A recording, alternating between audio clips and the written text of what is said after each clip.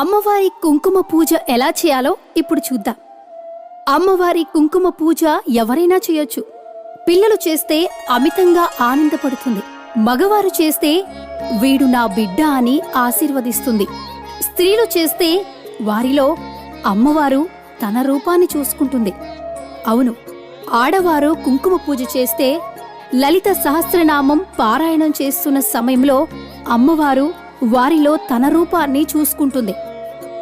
ఏమిటి నిదర్శనం అంటారా?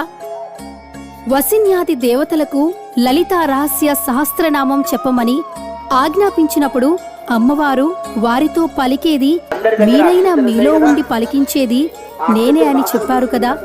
అలాంటి లలితా పారాయణం చేస్తే కుంకుమ పూజ చేస్తున్న స్త్రీ రూపంలో అమ్మవారు ఆనందంతో వారిలో తన రూపాన్ని చూసుకుంటుంది. అంతకన్నా ఏం వరం కావాలి? అమ్మవారి రూపంగా నీ రూపాన్ని అమ్మవారు భావించగానే నీ పాపములన్నీ నశించిపోతాయి. నీ దేహం మనసు పవిత్రమవుతుంది. సదా సత్ప్రవర్తనతో ఉంటే దేవి ఉపాసన చేసే ప్రతి స్త్రీ అమ్మవారి స్వరూపాలే. ప్రతి స్త్రీ కూడా శక్తి స్వరూపమే. అయితే ప్రవర్తన కర్మను అనుసరించి positive energy, negative energy develop అవుతుంది. అంటే దేవతగా ఉండాలన్నా దయ్యంగా ఉండాలి అన్నా వారి వారి ప్రవర్తన వల్ల ఆ రూపం వారిలో మేల్కొంటుంది.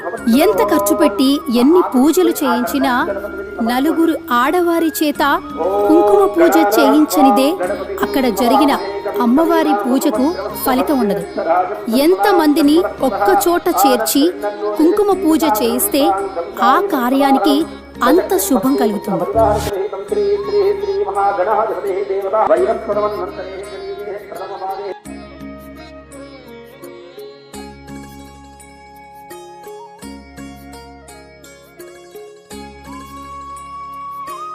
लहरी कृष्ण नाम